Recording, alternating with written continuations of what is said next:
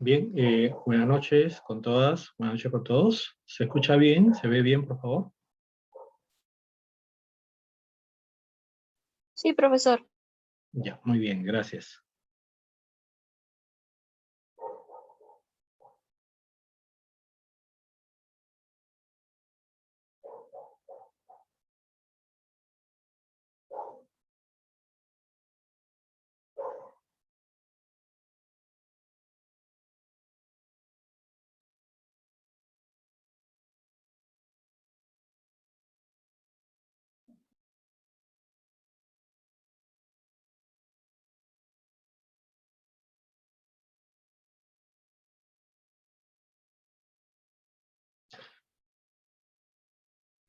Bien, bueno, hasta la semana anterior habíamos estado avanzando ya con los sistemas o escuelas psicológicas que surgen durante lo que se denomina la etapa precientífica, ¿no? Entonces hemos estado, digamos, ya avanzando. Y la idea un poquito es que podamos ir sobre todo fijando, ¿no? Fijando cómo el objeto de estudio de la psicología va a ser hasta ahora, un objeto de estudio problemático, ¿no? Un objeto de estudio que va a estar inmerso, digamos, en planteamientos.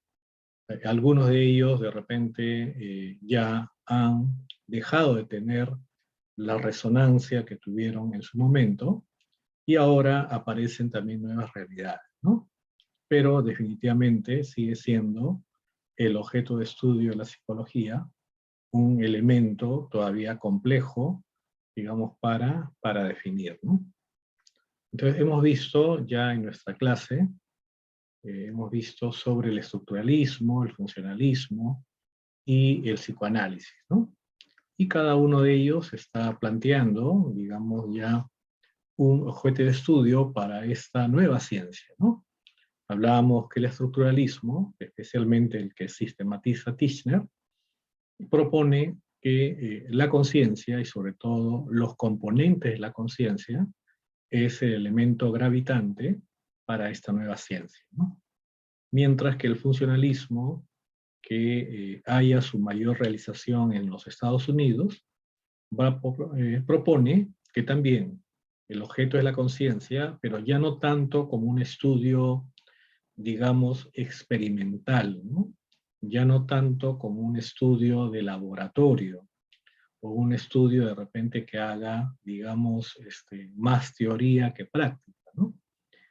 Un elemento importante del funcionalismo, habíamos dicho, es que con esta escuela ya se inicia la psicología aplicada, ¿no? La psicología aplicada. Es decir, ya frente a las demandas de la sociedad, frente a las demandas del mundo moderno, un mundo que está cambiando, como ustedes varios lo han dicho en su avance que han presentado, un mundo que está cambiando producto de la revolución industrial, está cambiando también producto de la mayor urbanización de las ciudades, de la aparición también de nuevos sujetos sociales, como los obreros, la burguesía, y así, ¿no? Un mundo que está en constante cambio, que está cambiando también tecnológicamente, porque justamente la segunda revolución industrial se nutre mucho del avance de la ciencia y la técnica, ¿no? Y por tanto, estamos viendo cambios muy significativos en varios niveles, ¿no? Entonces, el funcionalismo también se propone construir una psicología aplicada que justamente cumpla este propósito, ¿no? No solamente saber qué es la conciencia, sino sobre todo saber para qué sirve, ¿no? ¿Qué utilidad tiene? ¿Cuál es el elemento central que posibilita la adaptación del ser humano a estas nuevas condiciones, ¿no? Y el psicoanálisis, derivado de los estudios en psiquiatría, derivado también de los estudios a nivel de lo que es el sistema nervioso, ¿no? Vamos a encontrar ya la propuesta sobre la base de toda una casuística que no era nueva, ¿no? Obviamente Freud lo que va a hacer es recoger, digamos ya, planteamientos que ya se han estado desarrollando, especialmente a lo largo del siglo XIX, sobre cómo tratar, o entre comillas, cómo curar las enfermedades mentales, ¿no? Qué métodos hay que usar y también qué enfoque debemos tener sobre el origen de los trastornos de personalidad, ¿no? Y justamente ahí habla sobre el inconsciente, ¿no? Entonces eso es un poco también ya lo que habíamos visto. Y el neopsicoanálisis, el conductismo, el neoconductismo, también cada uno de ellos también va a tener ya un desarrollo más propio. Si hablamos de neopsicoanálisis, estamos hablando ya del siglo XX, especialmente la segunda década del siglo XX, y en la cual, tomando como base los fundamentos psicoanalíticos, van a plantear otros fundamentos nuevos para la comprensión de la complejidad llamada personalidad o llamada sociedad, ¿no? Entonces ahí hay ya la visión de cómo la sociedad y la cultura son elementos muy importantes o modeladores de la personalidad y el desarrollo, ¿no? El conductismo, ya como hemos visto, se va a erigir con John Watson a la cabeza, pero también ya habían varios antecedentes a esta línea de investigación más objetivista, más positivista, más centrada en los métodos de las ciencias naturales. Ya había también una tradición. Watson se encarga en todo caso de crear, digamos, esta escuela como una respuesta a toda esta psicología que podríamos llamar como la psicología de la subjetividad, ¿no? La psicología de la conciencia, ¿no? La psicología de la conciencia. Entonces, frente a la psicología de la subjetividad, ¿no? De la conciencia, Watson más bien va a plantear una psicología de la objetividad, ¿no? Entendiendo objetividad como aquello que es observable, ¿no? Medible y manipulable, ¿no? Y quien cumple ese propósito no va a ser la conciencia, tampoco el inconsciente, sino quien cumple ese propósito es la conducta, ¿no? La conducta. La conducta que sí podemos observarla, que sí podemos medirla, que sí podemos controlarla, y aparte de eso también podemos modificarla, modificarla.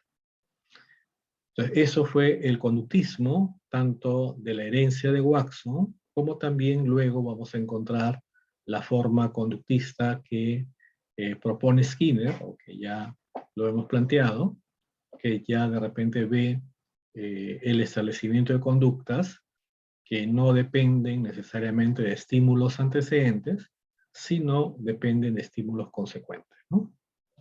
Y el neoconductismo, digamos, va a ser una especie de base, quizás, ¿no?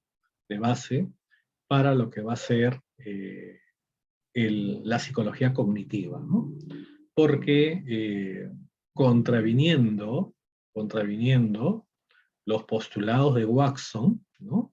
La idea que tenía Watson de psicología, la psicología objetiva, el neoconductismo va a admitir la existencia de las famosas variables mediadoras, ¿no? O de los procesos mediadores.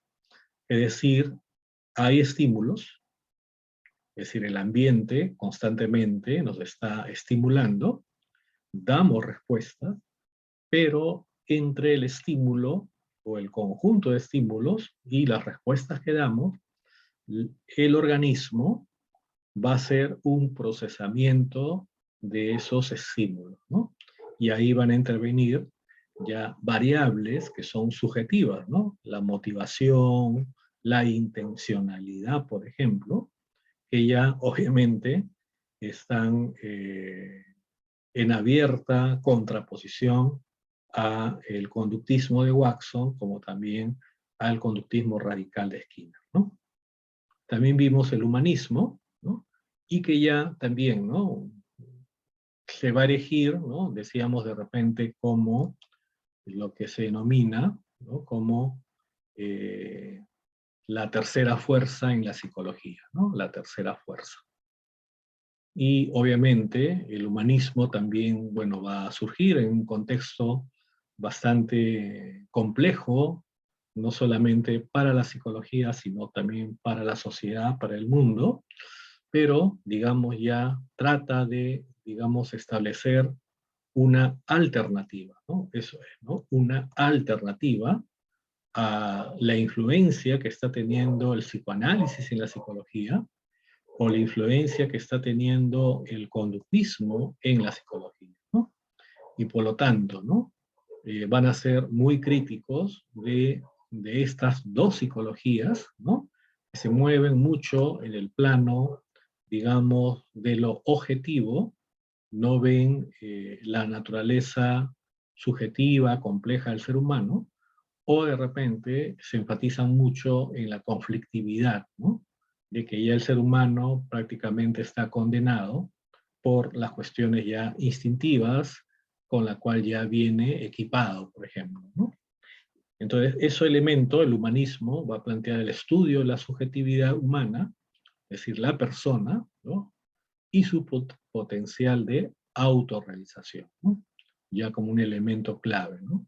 Definitivamente hay diversas formas también de humanismo, no es una escuela tan, digamos, compacta, homogénea, pero más o menos en su gran mayoría apuntan al tema de la subjetividad, ¿no? Y luego también vimos la Gestalt, y esta escuela, nacida en Alemania, y también como una respuesta a el estructuralismo, van a plantear ya una visión más total acerca de la conciencia, ¿no? Es decir, la conciencia no es la suma de sensaciones, imágenes o afectos, no. La conciencia es mucho más que ello, ¿no?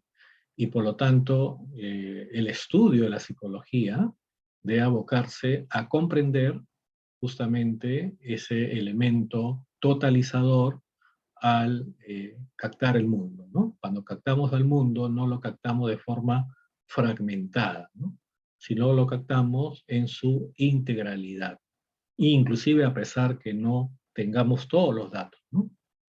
Entonces ahí tenemos más o menos lo que hemos ido revisando. Luego hemos visto también los métodos, y quizás ya habíamos hablado también de la introspección, el experimento, los métodos propuestos por el funcionalismo, el psicoanálisis, el neopsicoanálisis, el conductismo, ¿no? Cada uno también va proponiendo sus métodos, y en el caso del humanismo vamos a encontrar quizás un mayor énfasis en lo que se llama los métodos cualitativos, ¿no? Y eso es muy importante que también ustedes ya lo vayan quizás revisando, ¿no? Todo lo que involucra la metodología o la investigación cualitativa, ¿no? Que definitivamente ahora, si hablamos en psicología, tiene un fuerte peso, ¿no? Es decir, el estudio cualitativo, la investigación cualitativa, ya, digamos, no ve al ser humano de repente desde el punto de vista estadístico, ¿no?, sino que ya, digamos, hace uso de otras herramientas, de otras técnicas. Por ejemplo, la entrevista es un método cualitativo en muchas investigaciones, tanto para lo que es de repente licenciatura, inclusive tesis, ¿no?, de investigación de maestría o doctorado, se hace uso de la entrevista estructurada, y sobre esa base, con un grupo de personas a la cual se aplica una entrevista sobre alguna temática que queramos explorar, se hace todo un análisis cualitativo de la respuesta, ¿no? Y se organizan a modo de, ya de, digamos, de conceptos, ¿no?, de categorías, ¿no? Y ya también tenemos una forma distinta de abordar, ¿no?, la problemática psicológica, ¿no? Hay otros que también utilizan las biografías como un elemento para, digamos, lo que es eh, la expresión de la personalidad sobre todo, o también, digamos, los grupos focales, por ejemplo, los famosos focus group, que también son métodos cualitativos que permiten, digamos, que las personas ya no solamente sean pasivas en la investigación, ¿no? Eso es un elemento muy importante, ¿no? El método cualitativo, el humanismo, trae ese aporte, ¿no? Trae ese aporte y propone que no es solamente que el investigador va a ir a los sujetos de investigación y va a extraerles información. No, también, digamos, los mismos sujetos de investigación son elementos muy importantes para generar nuevos conocimientos, ¿no? Entonces hay ya, digamos, otra orientación, ¿no? Entonces también es importante que ustedes vean este aporte que hace el humanismo a la investigación psicológica, ¿no? Y definitivamente también algo importante que marca mucho es digamos, el uso de las llamadas técnicas orientales, ¿no? Orientales.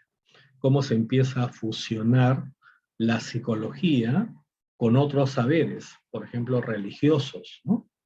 Como puede ser el budismo, por ejemplo, como puede ser de repente algunas religiones hindús, ¿no?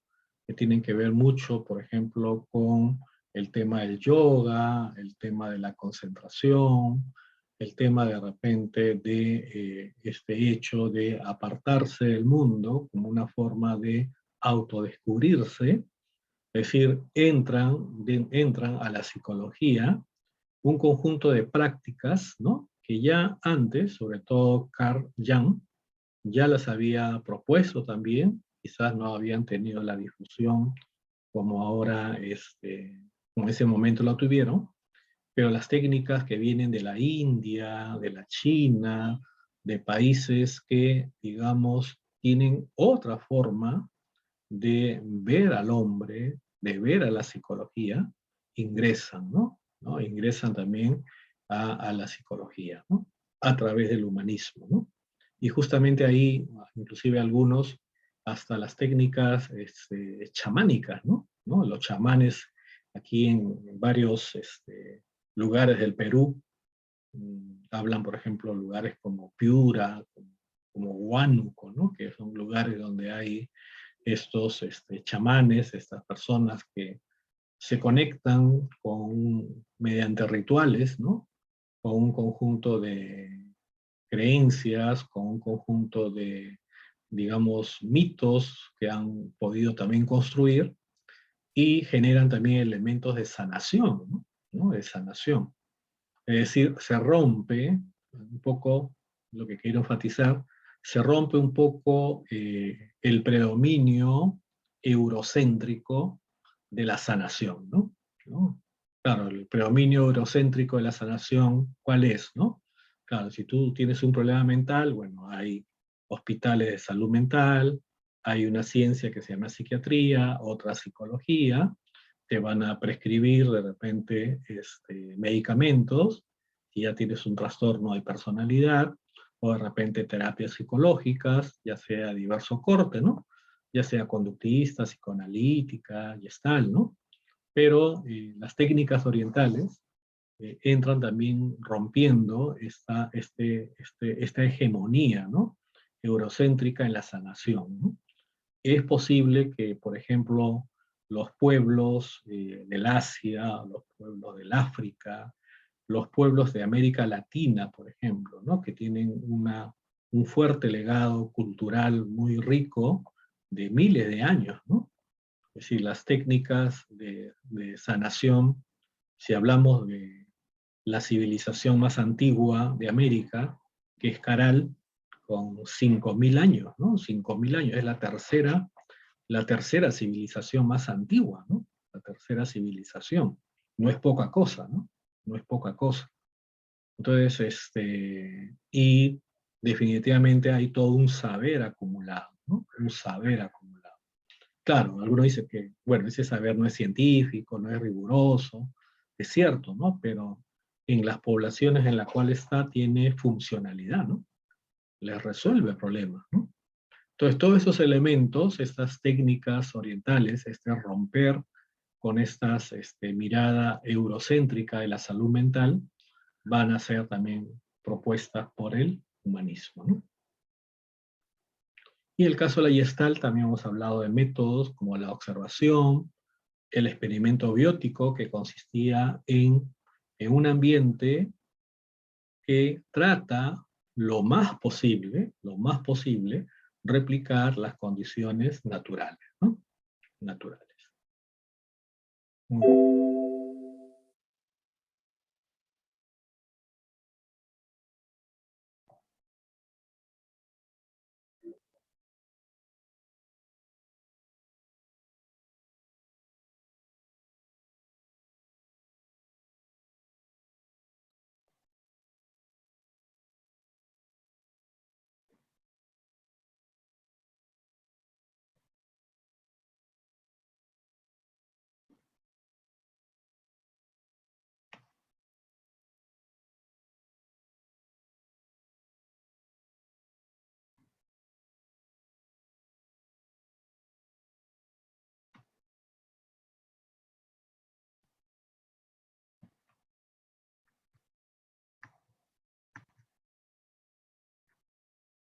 Bien, ahí se ve, por favor. Sí, profesor. Ya, muy bien. Entonces, vamos a avanzar con respecto a la psicología, que de repente es muy distinta a la que se ha iniciado en Europa y en los Estados Unidos. Hemos visto escuelas, digamos, de corte norteamericano como el funcionalismo, el conductismo, ¿no? O de corte más europeo como el psicoanálisis o el neopsicoanálisis, ¿no? Pero, digamos, también ya en otra parte, en otra latitud del mundo, digamos, se va a desarrollar lo que se ha venido a denominar en la historia de psicología como la psicología soviética, ¿no? Una psicología que surge también en un escenario muy particular, pero que tuvo una fuerte eh, resonancia mundial, ¿no? Es decir, la Revolución Rusa no solamente fue un cambio estructural, ¿no? O subjetivo local, sino que tuvo su repercusión a escala mundial, ¿no? Pero también como un resultado de ese proceso histórico, político, económico, social y cultural, también surge la propuesta de ir edificando una forma distinta de hacer psicología, ¿no? Podríamos decir eso, ¿no? Una forma distinta de hacer psicología, ¿no? La psicología soviética, ¿no? Entonces, bueno, como sabemos, bueno, en su momento, bueno, Rusia, o lo que era antes el imperio ruso, ¿no? El imperio de los zares, bueno, hasta ahora sigue siendo el país más grande del mundo, ¿no? ¿No? El país más grande. Y bueno, producto ya de todo un proceso, ¿no? Todo un proceso, se van a dar un conjunto de cambios, ¿no? De cambios que definitivamente pues van a generar modificaciones bastante significativas en la sociedad, ¿no? Rusa, ¿no? Y bueno, el año, esto también lo vimos cuando vimos la escuela sociocultural con Vygotsky, sobre todo en términos de contexto. Bueno, el año 1917 se da el triunfo de la revolución, liderado por un sector organizativo llamado los bolcheviques, y que, digamos, sacan del poder político y económico tanto a la nobleza, que eran los zares, como también a todos aquellos que controlaban la política y la economía en Rusia, ¿no? Y establecen ya un gobierno de lo que ellos llaman los soviets, ¿no? Cuando hablamos de los soviets, hablamos de algo así como el conjunto de personas que componen una comunidad, ¿no? ¿No? Una comunidad, los soviets. Y los soviets están compuestos por obreros, por campesinos, por estudiantes, por también soldados, ¿no? Y que, digamos, empiezan a tener una democracia ya de tipo participativa, es decir, empiezan a participar del poder, ¿no? Es decir, estos soviets empiezan a participar del poder, ¿no? Y es por eso que en el año 1922 ya, digamos, se funda, ya no es Rusia, sino ahora es la Unión de Repúblicas Socialistas Soviéticas, ¿no? En la cual se congregan un conjunto de distintas nacionalidades, ¿no? Distintas nacionalidades. Entonces, hay un elemento que también es importante ver, que estos procesos a veces de transformación son procesos muy complejos, tanto a nivel interno y externo, e inclusive ha habido también, digamos, eh, dificultades muy fuertes en estos gobiernos, ¿no? De tipo ya socialista o también llamado comunistas, en la cual también de repente con mayor, digamos, mayor nitidez se vio, ¿no? En la década de los 30, inclusive se le llamó a la época en la Unión Soviética como el Gran Terror, ¿no? Es decir, la persecución de las personas que discrepaban ideas, ¿no? Y creo que ahí sí es totalmente incorrecto, ¿no? Una persona, creo que en toda sociedad debe haber libertad de pensamiento, ¿no? Libertad de pensamiento, libertad de crítica también, pero eso no debe conllevar a que las personas sean, digamos, apresadas, sean encarceladas o inclusive asesinadas, ¿no? Por sus ideas, ¿no? Entonces, eso sí, bueno, se produjo en ese contexto de la década de los 30 y hubo una persecución muy, muy fuerte, ¿no? Inclusive hasta con las personas mismas que estaban participando del poder soviético, ¿no? Entonces, eso sí, definitivamente quebró mucho la confianza también la población. Es decir, la población ya no solamente confía, sino ahora tiene temor, ¿no? Es decir, mejor ya no dice nada, se calla para no, digamos, de repente ser presa de la policía, digamos, de los entes, digamos, de seguridad del Estado, ¿no?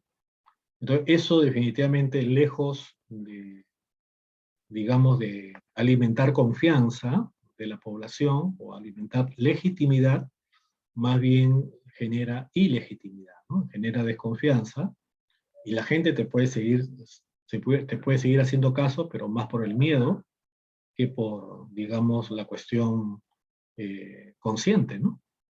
Entonces, ese es un elemento que sí se dio y que fue fuerte y que influyó mucho, digamos, en la sociedad soviética, ¿no?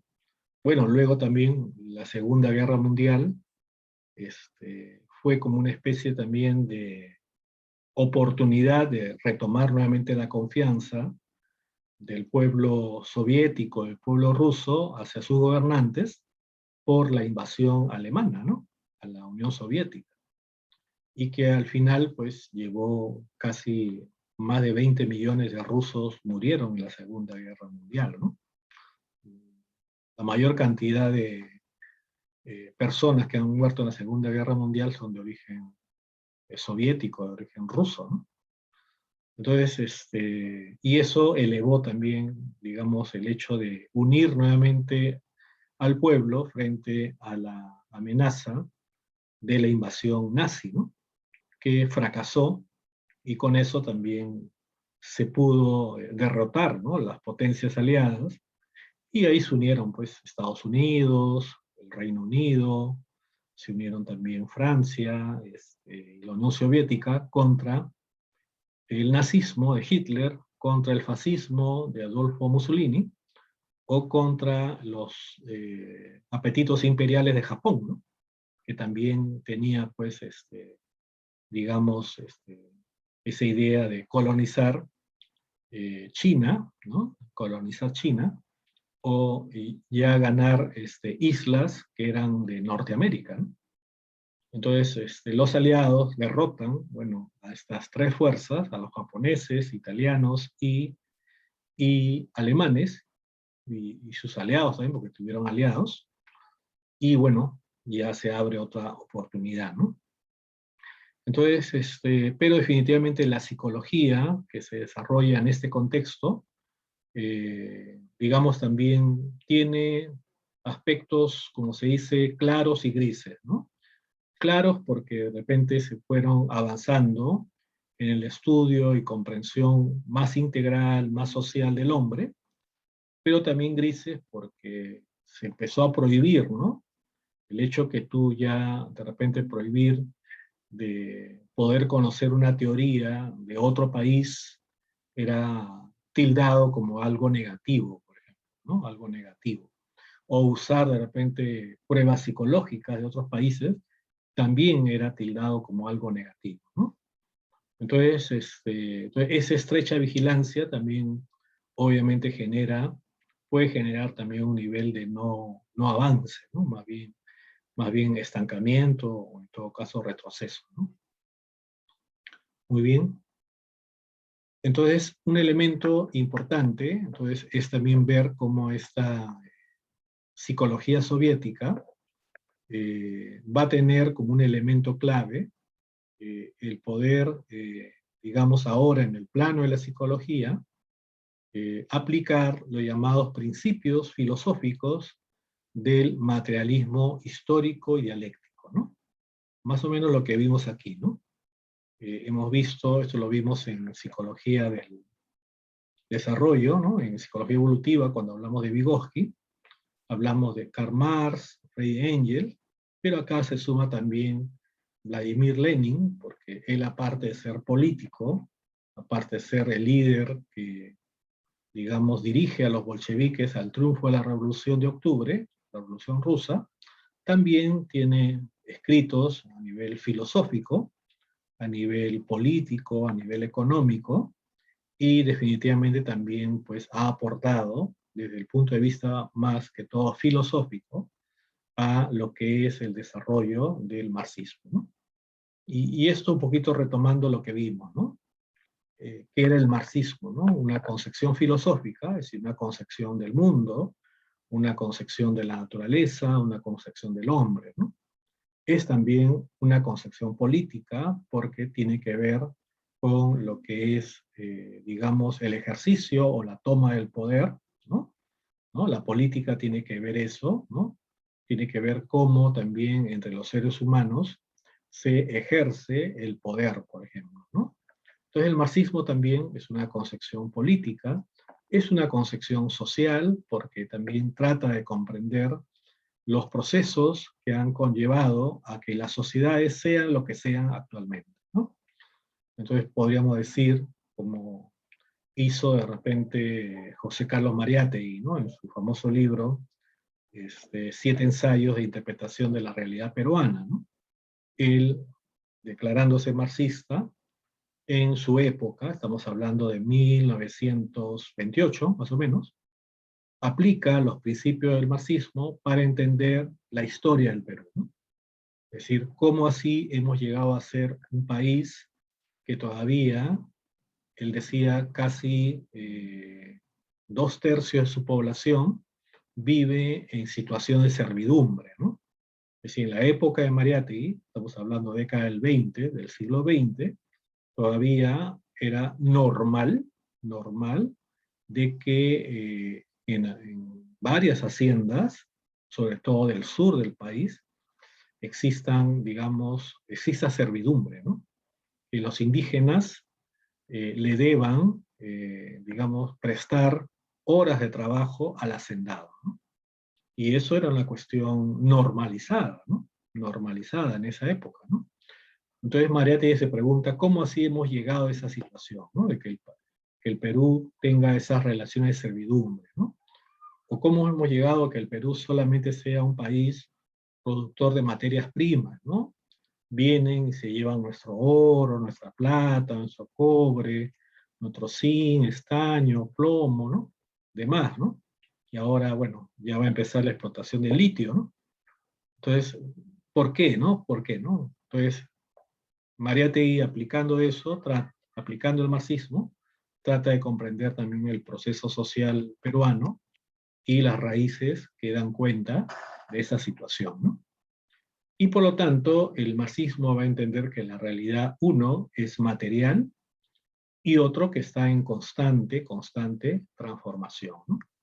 Y bueno, ahí tenemos a los dos representantes, creadores de esta concepción, y Carlos Marx, Federico Engels, y ellos, para crear este nuevo producto que hemos planteado, se nutren de la filosofía de Hegel, sobre todo la idea de la dialéctica, la idea del cambio, la idea del devenir, la idea que tanto la sociedad, el ser humano, la naturaleza, no están quietos.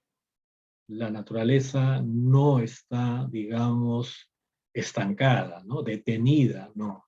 Muy por el contrario, la dinámica de la naturaleza es muy fuerte y de tiempo en tiempo nos hace saber un temblorcito por ahí, un terremoto por allá, nos hace ver de la dinámica, digamos, de las fuerzas de la naturaleza y estas cómo se mueven, ¿no? Cómo se mueven. Entonces hay movimiento, hay cambio, ¿no? Creo que hemos visto, no sé si han visto esa erupción del volcán en España, en una isla de España, isla La Palma creo que se llama.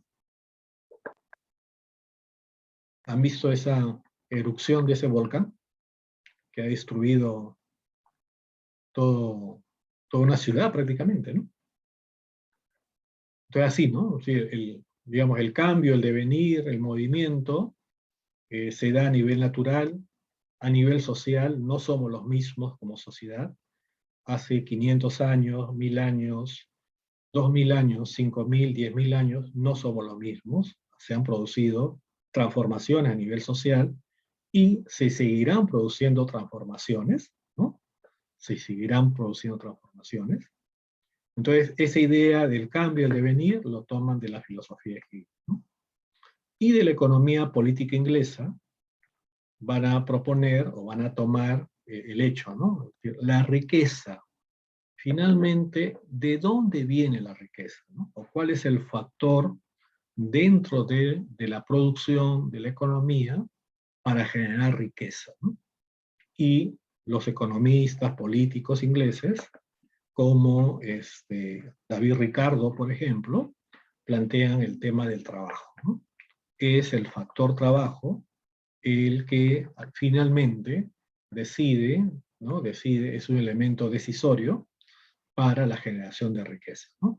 Porque, ¿qué me hago con una fábrica que tiene máquinas? ¿Qué me hago con una fábrica que tiene toda una infraestructura, ¿no? Que tiene ya su energía eléctrica, agua, desagüe, ventilación, aire acondicionado, pero ¿qué me hago con una fábrica sin trabajadores? Salvo que ya, bueno, haya avanzado tanto y ya esté en procesos de automatización, inteligencia artificial, ¿no? Pero en su tiempo ya decían, ¿no? ¿Qué nos hacemos con, ya tú tienes tu capital, tienes tus máquinas, tienes eh, tu establecimiento, tu local donde va a ser tu fábrica, pero ¿qué pasa si no hay hombres trabajando, ¿no? ¿Cómo transforman, ¿no? Esos materiales que tú le das en productos, ¿no? En bienes, por ejemplo, ¿no? Entonces el trabajo es catalogado como un elemento crucial para la generación de riqueza, ¿no? Y el socialismo utópico francés, que va a plantear la idea de una sociedad igualitaria, ¿no? ¿Será posible construir una sociedad igualitaria para todos? O como se dice actualmente, ¿no? Una sociedad con equidad, ¿no? ¿No? Equidad, en la cual respetemos, ¿no? No solamente las diferencias, ¿no? Sino también respetemos las particularidades, ¿no? Es decir, digamos, entre una persona que ha nacido, por ejemplo, con este,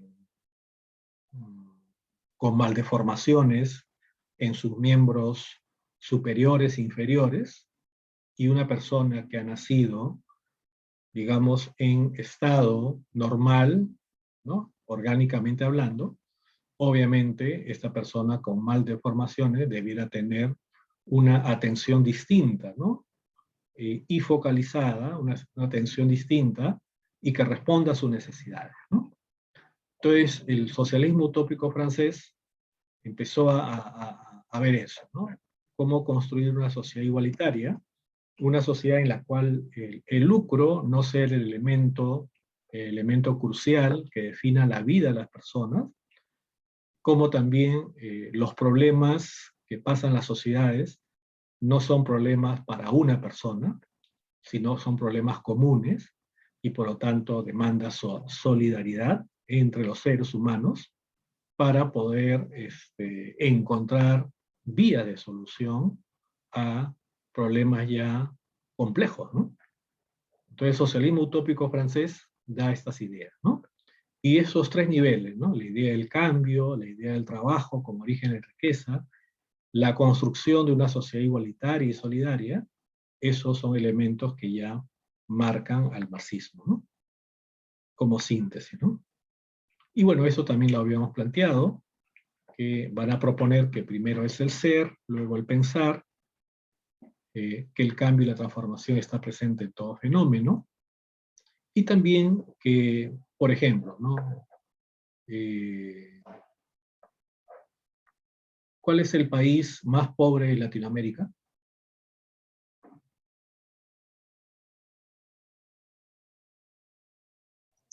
Haití. Haití, exactamente, ¿no? Exactamente. Y, por ejemplo, ¿no? Ahora, ¿por qué Haití es un país pobre? Casi, como algunos llamaban, como un país inviable, inclusive, ¿no? Porque lamentablemente Haití no ha podido desarrollar una base económica productiva, ¿no? Que le permita tener los cimientos, ¿no? Necesarios para construir una sociedad. Es decir, un país no puede construirse sobre la base, digamos, solamente de la ayuda internacional, ¿no? Claro, la ayuda internacional puede dar de repente comida, puede dar abrigo, puede dar agua, pero un país no se construye, ¿no? Haití tendría que pasar por un proceso en el cual se generen, digamos, las bases económicas, por ejemplo, de una agricultura de cierto nivel industrial, de cierto desarrollo de servicios, cosa que actualmente no hay, no existe, ¿no? Entonces, justamente, ¿cómo ver este vínculo entre la base económica de una sociedad y la conciencia social, ¿no?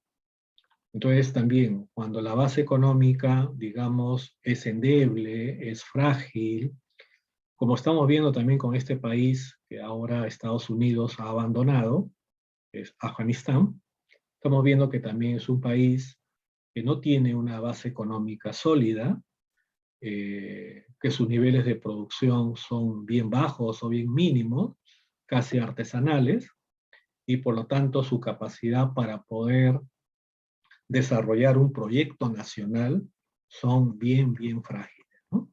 Bien frágiles.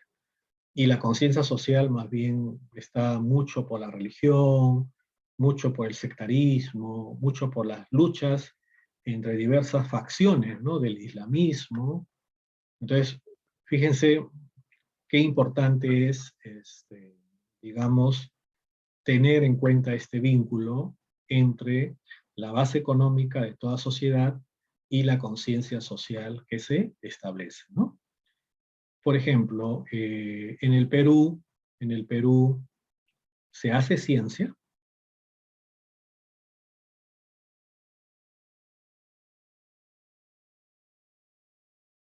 se hace investigación.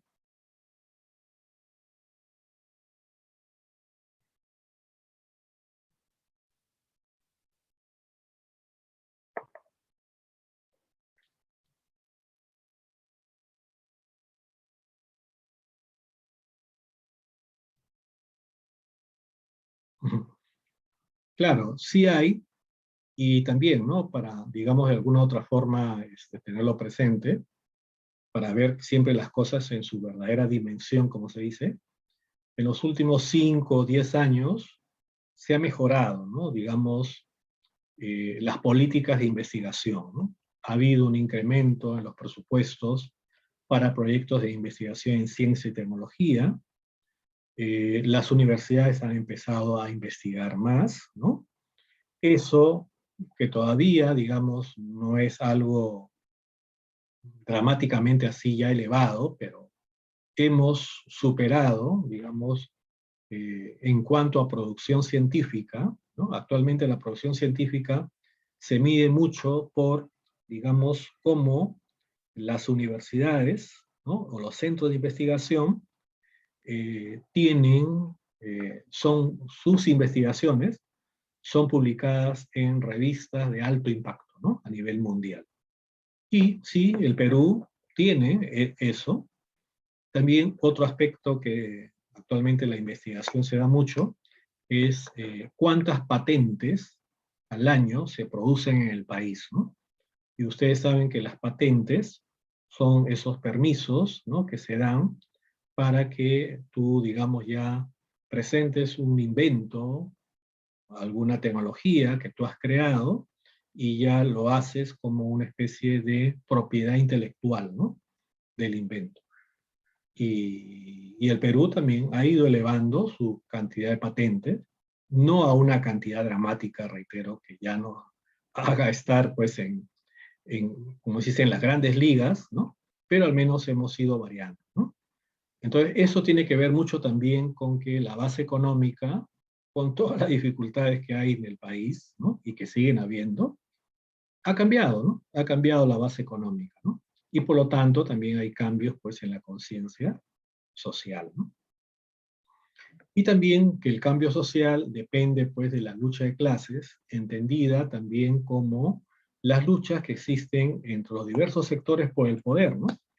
Luchas que no son, digamos, inadecuadas, ¿no? Siempre la humanidad, en todas sus diversas etapas de la historia, los grupos han pugnado por tomar el poder, ¿no? Y a partir de tomar y controlar el poder, digamos, realizar de repente las políticas que consideran más convenientes, ¿no? Y eso, bueno, hasta ahora se viene dando, ¿no? Solamente que de repente esta lucha por el poder, esta lucha de clases, sea también democrática, que sea también, digamos, transparente, que no involucre, pues, elementos de corrupción, ¿no? Claro, eso es bien complejo, pero, digamos, es un elemento que está presente, ¿no? Muy bien. Entonces tenemos aquí también estos elementos que ya de manera más específica podemos, digamos, precisar en relación a la concepción antropológica, es decir, la concepción del hombre a nivel marxista, ¿no? Primero, que los hombres son producidos por sus relaciones sociales, ¿no? Y por lo tanto, ahí es importante un proceso global y general que se llama la humanización, ¿no? Como en un proceso complejo, dialéctico, de constante transformación, nos hemos ido humanizando, es decir, adquiriendo cualidades propiamente humanas y que no están presentes en otras especies, ¿no? Cualidades como el pensar, el crear, el amar, el motivarse, son cualidades que ya se han venido generando como resultado de relaciones sociales, relaciones históricas, ¿no? Entonces ha habido la humanización, ha habido la generación ya de personalidades y de los llamados procesos psíquicos superiores, ¿no? También las relaciones sociales tienen existencia objetiva y por lo tanto nosotros ahora en este momento, como mundo, ¿no? Como mundo, ¿en qué estamos? ¿No? Estamos en un mundo que hemos estado encerrados o seguimos encerrados casi ya 2 años, ¿no? Cumplir 2 años, producto de una pandemia, pero estamos en un mundo que ya hemos entrado con mucho vigor a la cuarta revolución industrial, Y esta revolución industrial está marcada ya por los semiconductores, está marcada por la inteligencia artificial, está marcada ya por la biotecnología. Son elementos que los procesos de automatización, la robótica, entonces son procesos que ya están, digamos, generando nuevas relaciones sociales, ¿no? Nuevas. Estamos en ese nivel, ¿no? A nivel mundial, ¿no? Ahora, si hablamos a nivel de país, obviamente, como país, bueno, no tenemos la ciencia y tecnología de los países en el mundo. No tenemos el estilo de vida o las condiciones de vida o de existencia de los países del primer mundo, ¿no? Entonces, creo que la renta, ¿ustedes conocen cuánto es la renta per cápita en el Perú? Más o menos.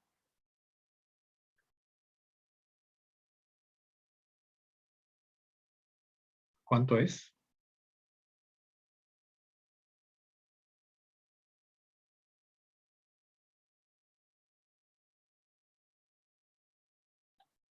Creo que estamos más o menos entre los 5.000 a 6.000 dólares como renta per cápita, ¿no? Es decir, de todos los bienes y servicios que se producen, en términos de PBI, ¿no?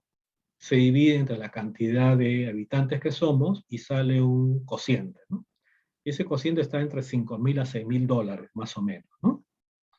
Entonces, pero, bueno, hay países que tienen, pues, digamos, niveles, o digamos, ingreso per cápita, estamos hablando, pues, 10 veces más, por lo menos, ¿no? 60.000, 50.000 dólares al año, 40.000, 30.000, ¿no?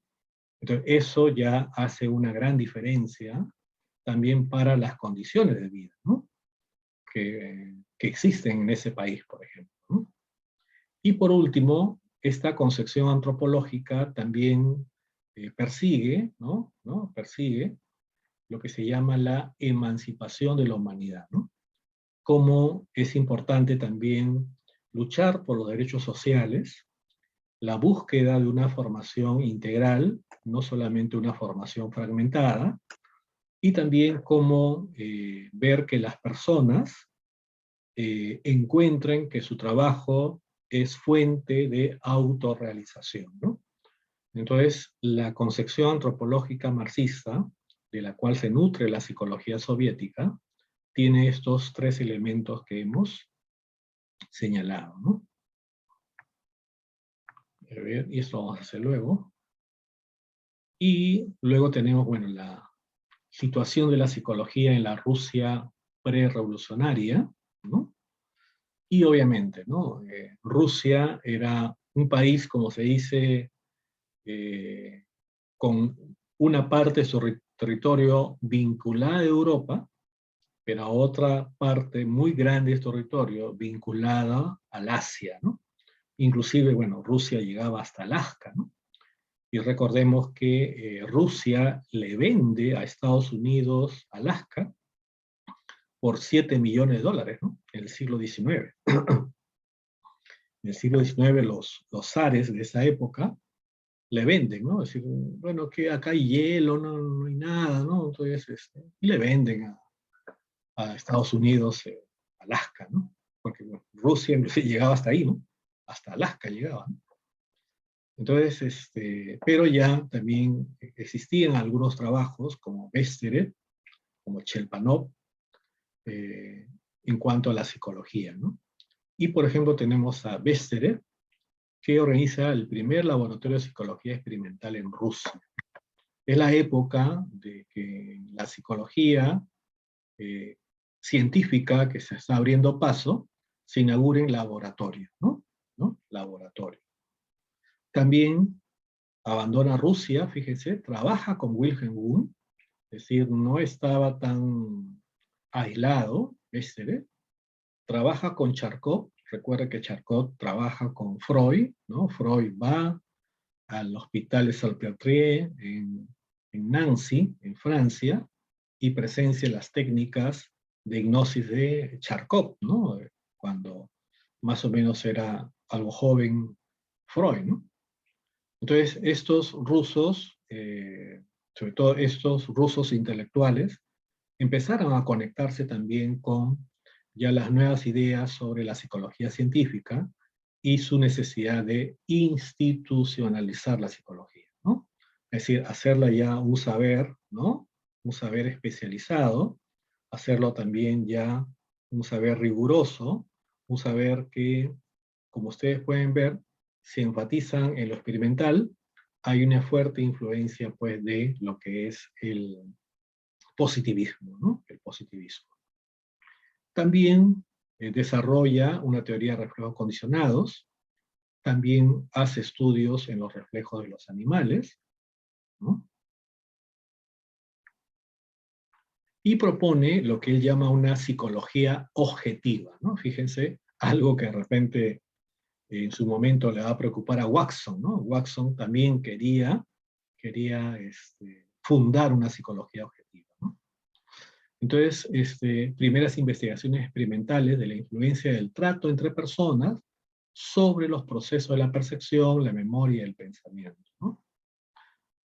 Propuso también un estudio completo del ser humano, ¿no? En la cual deban unarse esfuerzos, especialidades como la biología, la fisiología, la medicina, la pedagogía, ¿no? Entonces, un poco ya inclusive, hasta un poco adelantándose su época, podríamos hablar de una interdisciplinaridad, ¿no? Es decir, ya ver al ser humano no solamente bajo la comprensión fragmentaria de la biología o la comprensión fragmentaria de la fisiología o la psicología, ¿no? Sino verlo también en su totalidad, ¿no? Y para él lo importante era explicar causalmente y de modo objetivo el comportamiento de los seres vivos, ¿no? Sin reparar en sus experiencias conscientes, ¿no? Y como dice, ¿no? La conciencia, que era un tema de Wundt, ¿no? Thisner, ¿no? Hasta los gestálticos, la conciencia en manos de los reflexólogos se diluía entre los reflejos, elementos básicos de la conducta a los que se reducía, ¿no? Muy bien.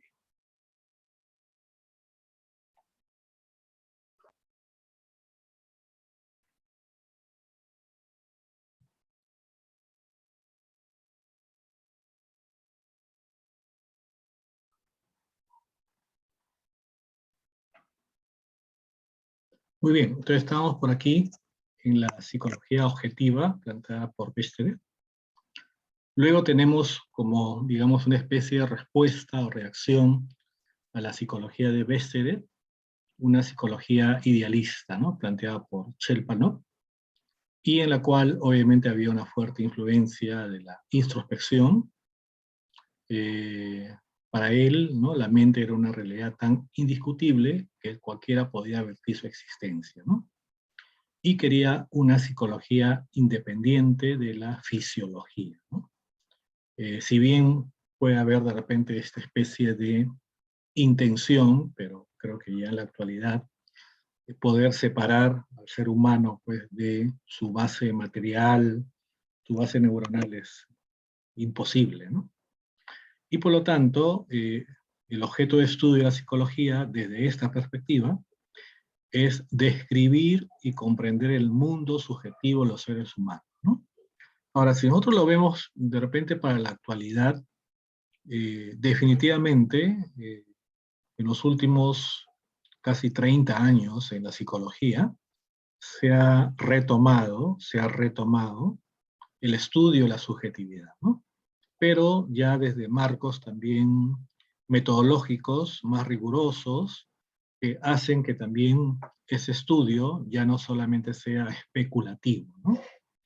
Entonces son elementos que actualmente sí, con toda esta psicología de la subjetividad, ahora con nuevos métodos, con el uso también de los métodos cualitativos, obviamente es un elemento que aún hasta ahora sigue presente, ¿no?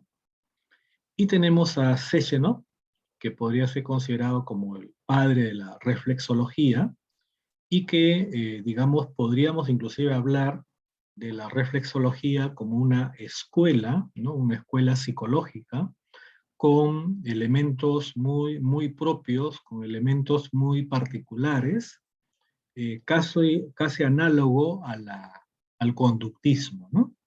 Si en Estados Unidos se desarrolló el conductismo con Watson, en Rusia se va a desarrollar, ¿no?, la reflexología, ¿no? Y justamente sobre la base también ya de considerar la famosa teoría del reflejo, ¿no?, en la cual proponen que el psiquismo es una función del cerebro, ¿no? Es decir, producto del desarrollo de la materia, producto ya de la complejidad del desarrollo cerebral, aparece o puede emerger una cualidad nueva. Esa cualidad nueva que emerge es ya la psique, ¿no?, a través de la percepción, la memoria, el pensamiento, ¿no? ¿No? Entonces, los fenómenos psicológicos son los reguladores de la conducta humana, eso es un elemento que luego Vygotsky lo va a plantear también como un elemento importante, el tema de la regulación desde lo psíquico, de la actividad personal, y también tenía este interés de convertir a la psicología en una ciencia experimental, ¿no? Muy bien. Y tenemos, bueno, a Iván Petrovich Pavlov, que, digamos, para algunos, lo que él más avanza, digamos, es lo que de repente tiene que ver métodos rigurosos de investigación de los reflejos, y propuso también la doctrina de la actividad nerviosa superior, ¿no? Entonces es un elemento que, digamos, hasta ahora, ¿no?, quizás ya no tiene ese nombre, pero cuando nosotros hablamos actualmente de lo que es la corteza cerebral asociativa, por ejemplo, ¿no?, las neuronas que conforman la corteza cerebral asociativa son el fundamento funcional y biológico para la actividad psíquica más compleja, ¿no?, para la actividad psíquica superior, ¿no?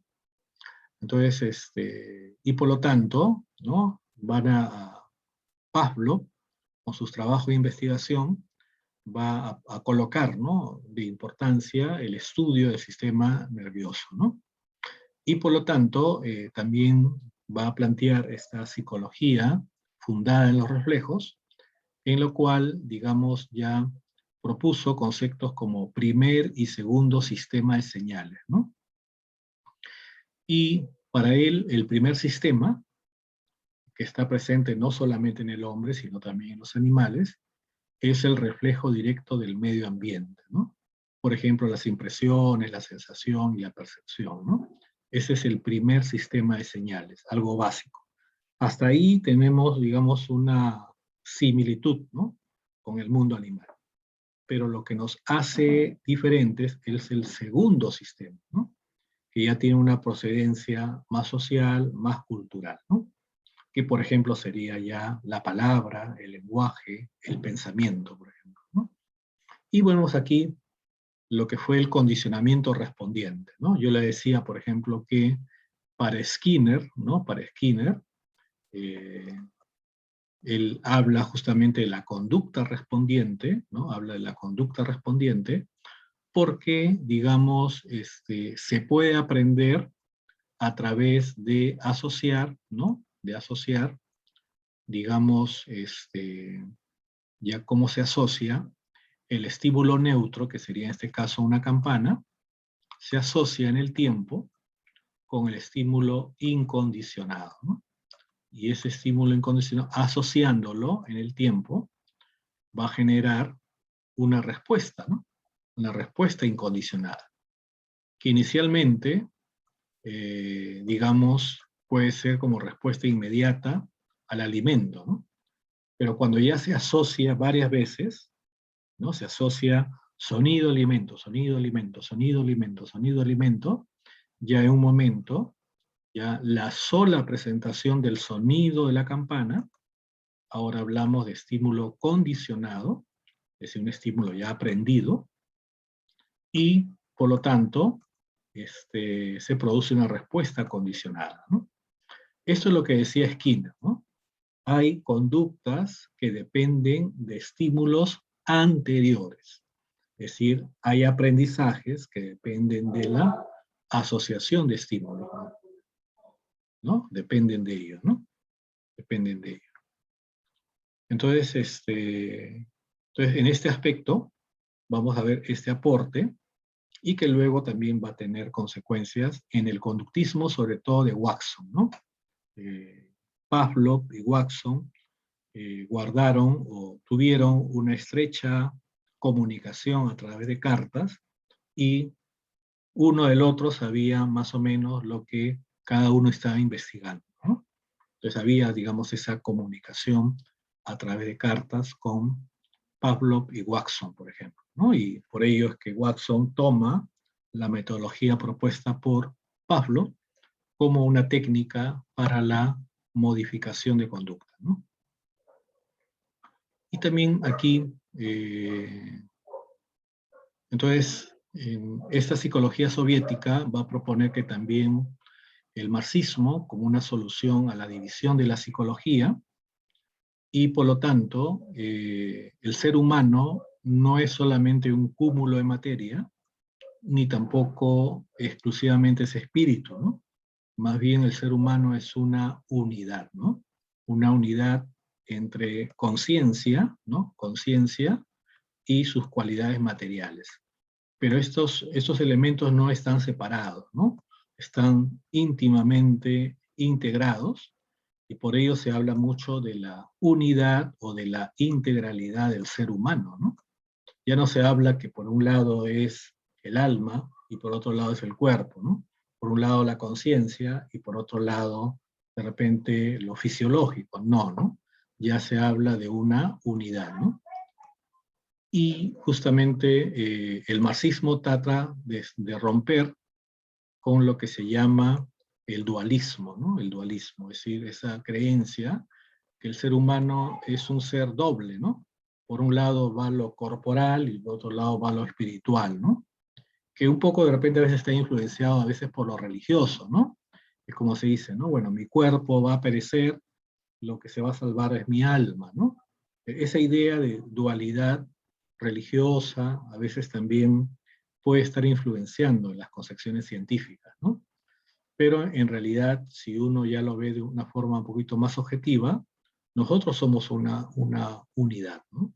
Entre la conciencia, los procesos psíquicos, la personalidad y los aspectos también materiales y orgánicos que determinan nuestro ser. Entonces, la conciencia tiene un origen perfectamente natural y encuentra su razón de ser en el propio mundo material, ¿no?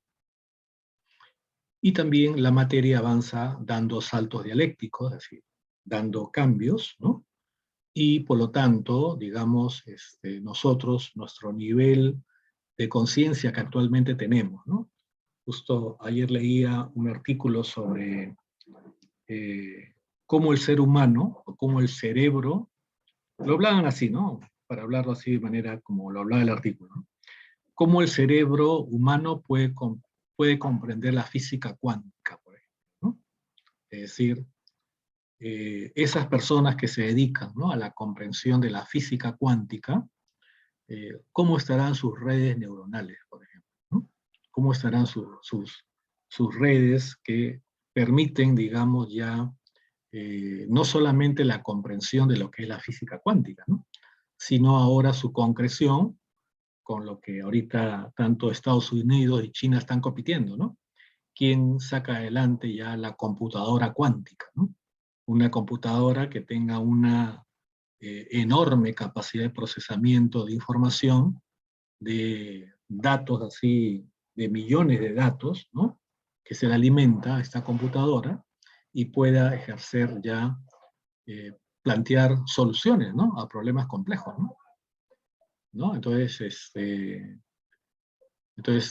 por eso se preguntaba, ¿no? Es decir, ¿cómo el ser humano, de haber pasado por este proceso evolutivo, ¿no?, ha hecho ese salto, ¿no? Ese salto cualitativo, ahora que de repente antes construía mitos, creencias, ¿no?, sobre el rayo, mitos, creencias sobre el trueno, sobre el sol, ¿no?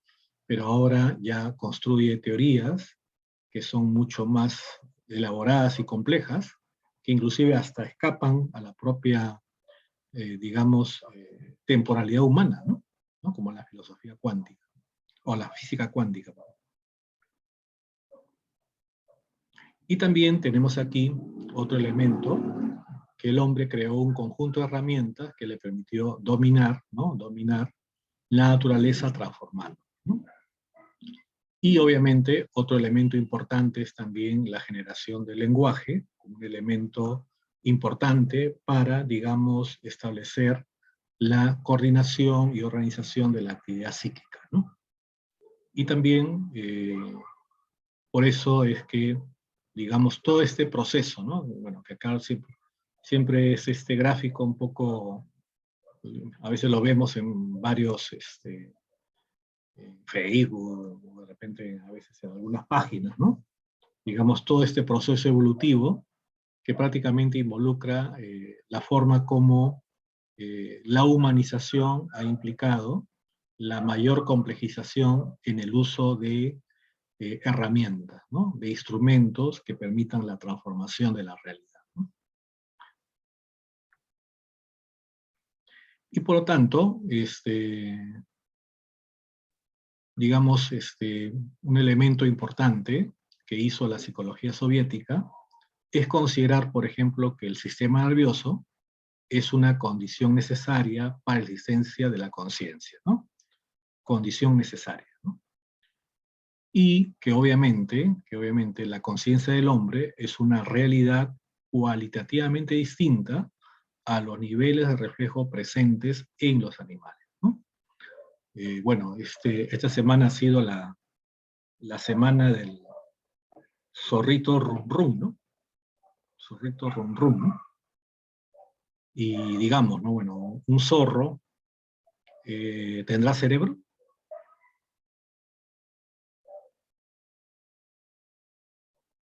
¿Tiene actividad nerviosa un zorro? ¿Qué dice usted? ¿Tiene o tiene actividad neuronal? Sí, profesor. Ahora, el zorro sabe que lo han llevado a un zoológico. ¿Es consciente de dónde va a estar? No, él actúa por instinto. Claro, hay un elemento, ¿no? Y eso hay que verlo también según el grado evolutivo de las especies. Obviamente, el grado evolutivo de una rana, dentro de la escala evolutiva general del sistema vivo, es menos complejo, ¿no? Que de repente de un gato. Un gato, digamos, por un lado, como especie, y aparte por ser una especie domesticada por el ser humano, ha transformado también, digamos, en ese proceso, digamos, sus aspectos neurológicos, ¿no? Ha transformado.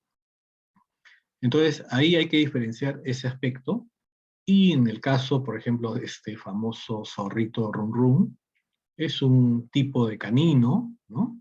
Obviamente vive en situación salvaje, ¿no? Vive en situación salvaje, tiene, como dice su compañero, conductas instintivas, y justamente esa cuestión que hablan, ¿no? Que ha estado comiéndose la gallina, los patos, los cuyes, ahí los vecinos, ¿no? Porque su forma de obtener alimento es justamente depredando, ¿no? ¿No? Es decir, él es parte de una cadena alimenticia, ¿no? Donde tiene que, digamos, usar todo lo que la evolución le ha proporcionado, como garras, ¿no? Colmillos, fuerza, todos esos elementos que la evolución le ha proporcionado para poder obtener alimento, ¿no? Y ese alimento lo obtienen de otros animales, digamos, con menos fuerza que él, ¿no? Entonces, pero también, como ustedes habrán visto, no sé si vieron, ese perrito jugaba con otros perros, ¿no? Sí, ese zorro, ¿no? ¿Jugaba o no jugaba con otros perros?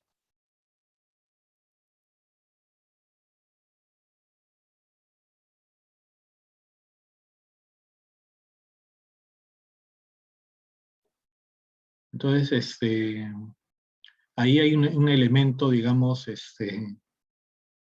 digamos, importante, ¿no? Hay aprendizaje.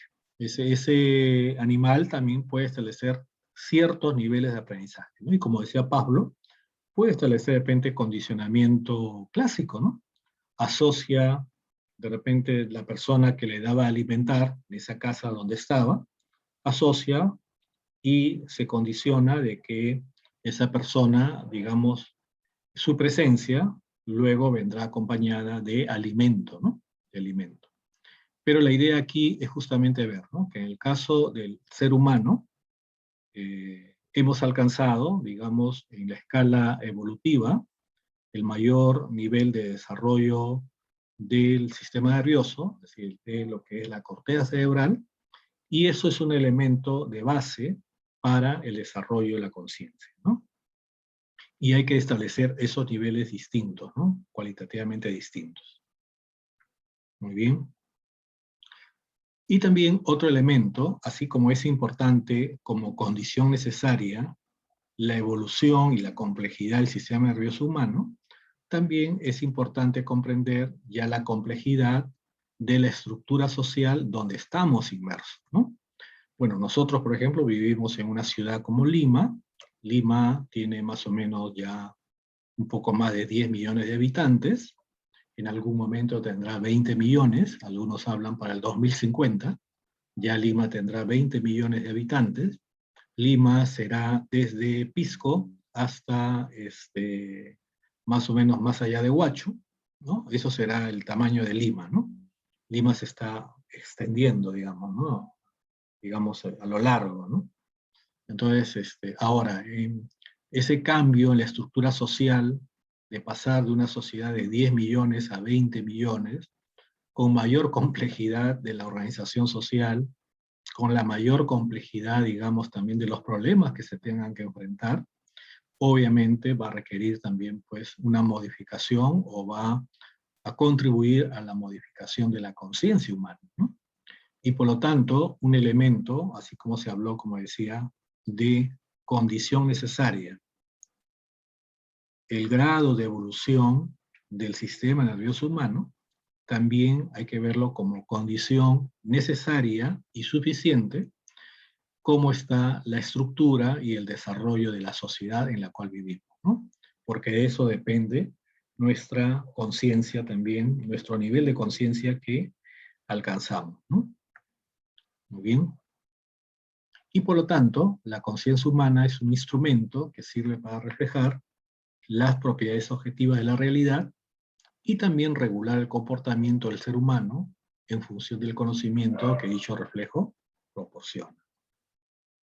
Y bueno, tenemos aquí toda la línea sociohistórica, desde Kornilov y también Vygotsky, que también van estableciendo ya una mirada de la actividad psíquica, de la conciencia, de la personalidad, pero desde las raíces sociales y culturales, ¿no?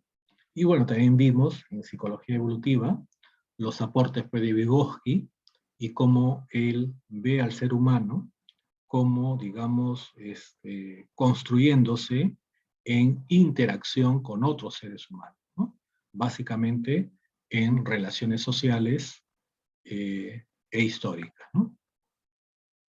Y por lo tanto, también Vygotsky, de alguna otra forma, en varios de sus escritos, empieza a criticar, ¿no? ciertas concepciones psicológicas.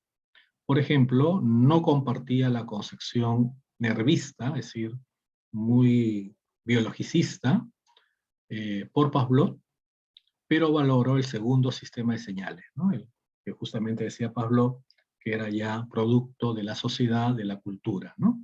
Porque ahí justamente la cultura nos proporciona herramientas psicológicas, ¿no? Herramientas que nos permiten, digamos, ya transformarnos, ¿no? Y por ejemplo, en las obras psicológicas escogidas de Vygotsky, ¿no? Que fue reunida ya en español el año 86, dice: nuestra ciencia no podía ni puede desarrollarse en la vieja sociedad.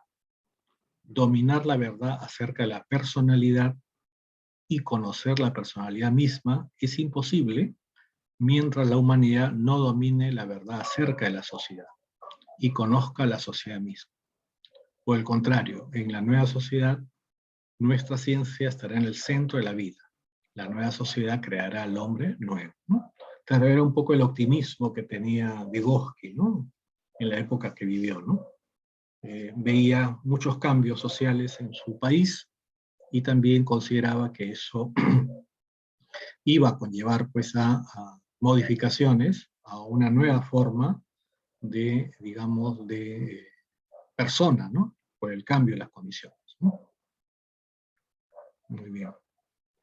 Y obviamente también el papel del lenguaje como un elemento importante, sobre todo un elemento que permite, digamos, la expresión de la psique, como también el control y la regulación de la conducta, ¿no? Y en el caso de Vygotsky, sus postulados, ¿no? El cerebro, tal como demostraba Pavlov, poseía la capacidad de trabajar con signos, ¿no? Que reflejan la realidad, confirmando así las experiencias expuestas por Lenin en sus trabajos. Y también, como le decía, ¿no? Así como, digamos, damos importancia a lo neuronal, a lo fisiológico, también hay que dar importancia a la sociedad, ¿no? Es otro elemento importante, ¿no? Y por lo tanto, hay que, digamos, establecer esa vinculación entre lo biológico y lo social, ¿no? Y por lo tanto, él va a plantear que la psique es un sistema interfuncional, es decir, no solamente hablamos de una única función, la psique tiene varias funciones, función cognitiva, función afectiva, función conativa, función volitiva, ¿no? Es un sistema interfuncional, ¿no? Y también emerge, ¿no? Este es otro elemento interesante, ¿no? La teoría de la emergencia, ¿no? La psique es algo, ya una nueva realidad que emerge justamente de este vínculo entre el cerebro y el mundo social, ¿no? Y también su naturaleza solo puede definirse históricamente, ¿no? Y obviamente está genéticamente condicionada por la actividad instrumental, ¿no? El manejo de herramientas, instrumentos, es un elemento, digamos, clave para el desarrollo de la psique, ¿no? Y bueno, tenemos la psicología soviética, algunos plantean que pasó este periodo, hay un periodo de búsqueda del año 17 al 30, ¿no? Hay un periodo también de instauración, de la década del 30 hasta la década del 70 más o menos, estabilización, 70-80, y fines, ¿no? Porque también, bueno, la Unión Soviética, digamos, como Estado, empieza ya a desmoronarse, sobre todo con la caída del muro de Berlín en el año 89, ¿no? El año 89, y ya luego esto se concreta ya en el año 92, ¿no? Año 92. Entonces, en la cual ya el fracaso también de esta forma de conducción y organización política se va viendo, ¿no? Entonces, pero pasado por esos procesos, ¿no? La psicología soviética, ¿no? Y por lo tanto, ya para culminar, podríamos decir que hay algunos principios generales, ¿no? Primero, la mente humana es un producto histórico, no es un producto espiritual, no es un producto únicamente del sistema nervioso, es un producto histórico. También la mente humana tiene su origen en el encuentro dialéctico entre sociedad y cerebro, ¿no? Del encuentro de la experiencia social histórica con la base material nerviosa, surge la psique, ¿no? Surge la mente. La mente es una cualidad o función de la materia altamente desarrollada que existe como reflejo subjetivo de la realidad objetiva, ¿no? Pero también la mente humana no refleja pasivamente la realidad, ¿no? Sino cada uno de nosotros la reflejamos de manera muy particular, muy activa, y según también las condiciones de desarrollo que tengamos en cuanto al nivel psíquico, ¿no? Tiene que ver también con ello, ¿no? Y por ello le decía, ¿no? Por ejemplo, conciencia y actividad no es que, como decía él, El estructuralismo que decía, ¿no? La psicología debe estudiar la conciencia, ¿no? La conciencia, ¿no? Los elementos de la conciencia. El conductismo que te decía, no, la psicología tiene que estudiar la conducta, las respuestas, solamente eso lo hará una ciencia objetiva, ¿no? La conducta. Pero la psicología soviética dice, no, ambos son necesarios para tener una comprensión integral, ¿no? Una comprensión de unidad del ser humano, ¿no? El ser humano no es solamente conductas, sino que también hay todo un nivel subjetivo que está presente como parte de su proceso de desarrollo, y eso es necesario comprenderlo, ¿no? Entonces aquí ya esta psicología soviética trata de romper esa especie de dicotomía, ¿no? No, solo conciencia, no, solo conducta. Y ahí se enfrascan pues en una lucha, pero no, más bien hay que ver al hombre como una unidad, ¿no? Como una unidad tanto de elementos subjetivos como de elementos objetivos, ¿no? Eso somos, ¿no? Finalmente, ¿no? Una unidad. Entonces la ciencia psicológica tiene que ir a comprender la unidad, no el fragmento, ¿no? No el fragmento. La mente humana es un instrumento de transformación del mundo, ¿cierto? Y también, pero cada modificación de la naturaleza por la mente implica asimismo transformación de la propia mente, ¿no? Es decir, cuando estudiamos, el estudio nos modifica, ¿no? Pero al estudiar, también nosotros mismos nos estamos modificando. A la vez que creamos nuevas cosas, ¿no? Al estudiar, también el hecho de estudiar nos modifica en términos ya de personalidad, ¿no? Y obviamente, también eso es clave para entender la diferencia cualitativa entre la mente del animal y la mente humana, ¿no? Es decir, a veces, bueno, un poco el ser humano vivir con mascotas, ¿no? Perritos, gatitos, hacen pensar que también, bueno, el perrito como que estuviera sintiendo o a veces razonando como nosotros, ¿no? Pero bueno, eso puede ser una cuestión, digamos, coloquial, ¿no? Cotidiana, ¿no? Pero, digamos, ya por los estudios, las investigaciones, digamos, la mente animal cualitativamente pues es muy diferente a las cualidades que tiene la mente humana, ¿no? Y no se puede, no hay punto de comparación ahí, ¿no? No hay punto, ¿no?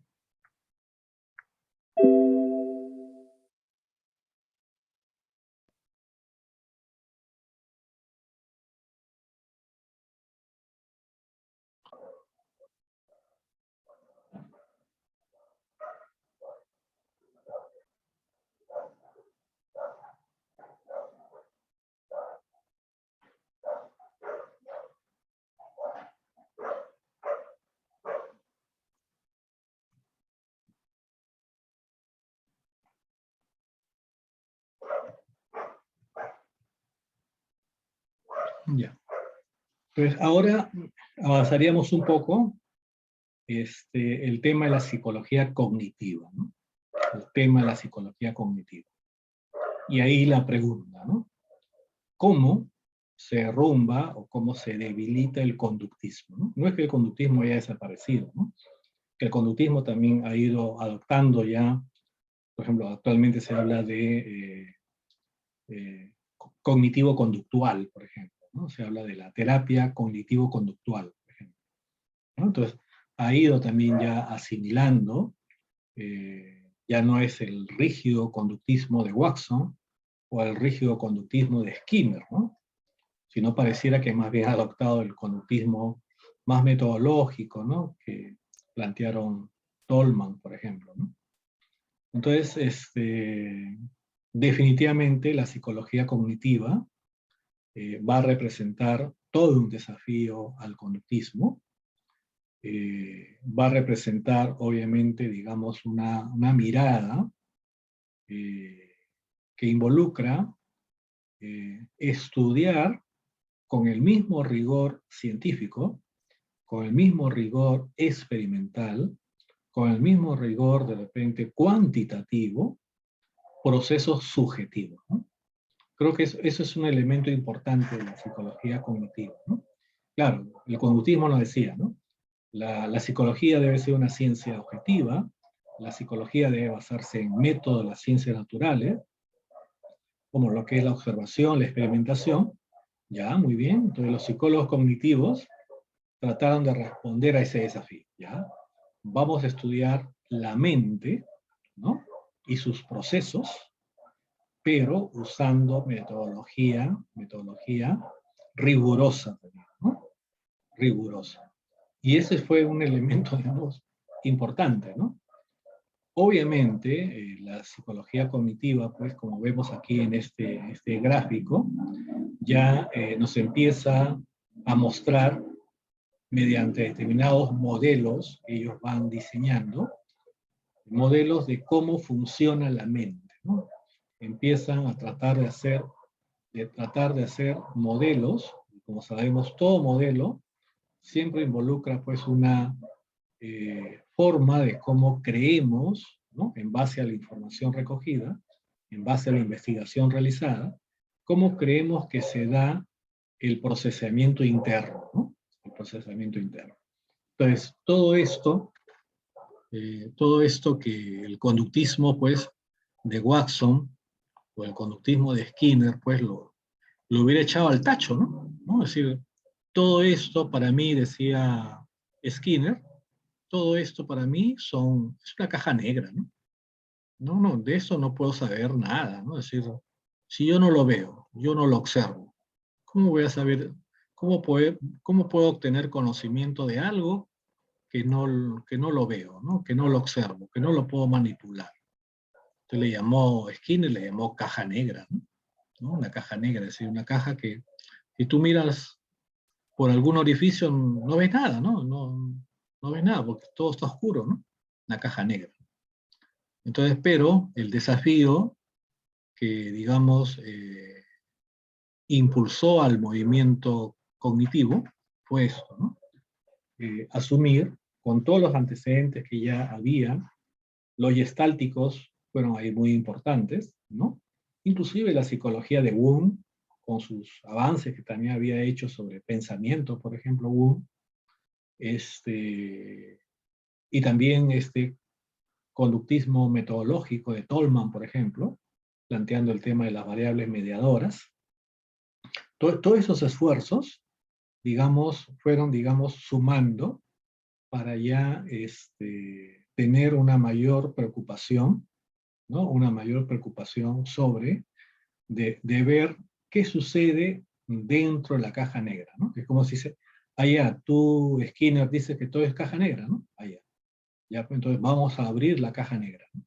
¿Qué hay dentro, ¿no? Y a explicar, ¿no? Y describir, al menos describir lo que sucede, ¿no? Y adoptan, digamos, ya esta postura, ¿no? Entonces, un elemento clave, ¿no? En la psicología cognitiva es ver contra qué surge, ¿no? Contra qué surge, ¿no? ¿Qué es y en qué se fundamenta? Y cómo conciben al ser humano, ¿no? Ya hemos dicho, ¿no? ¿Contra qué surge, ¿no? Surge contra esa mirada muy objetivista de la psicología, de la psique humana, y por lo tanto ya apuntalan a descifrar o a comprender los aspectos mentales o psíquicos del ser humano, ¿no? Que es, ¿no? Obviamente, es un sistema psicológico que aún está en pleno desarrollo y que trata de establecer una descripción y una explicación de los fenómenos de la mente, ¿no? Entendido como percepción, memoria, resolución de problemas, creatividad, inteligencia, ¿no? Formación de conceptos. Es decir, eso es lo que es, digamos, la psicología cognitiva. Ahora, ¿en qué se fundamenta, ¿no? ¿Cuáles son los fundamentos de la psicología cognitiva? Obviamente, asumir que, digamos, primero existe la mente, ¿no?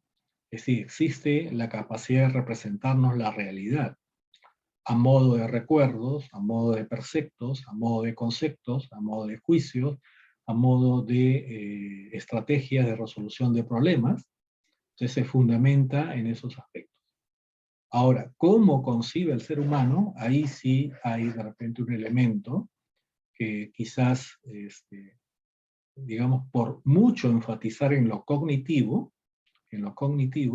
solamente conciben al ser humano como un procesador de información cognitiva, ¿no?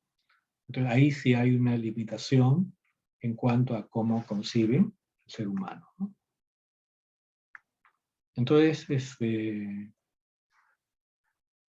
claro, en los años 50 y 60 se produjo lo que se llama la revolución cognitiva, ¿no? Su nacimiento no fue estrictamente académico, sino que en buena medida provino de las demandas planteadas por ciertos problemas aplicados, ¿no? Va a haber ciertos problemas que, por ejemplo, podría eso sonar un poco paradójico. Digamos, las dos guerras mundiales que se produjeron en el siglo XX, la primera y la segunda, fue la ocasión también de poner a prueba muchas teorías, ¿no? De poner a prueba muchas teorías en varios campos de la investigación científica.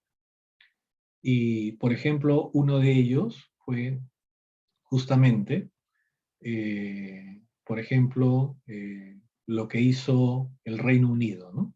Con la invención del radar, ¿no? La invención del radar.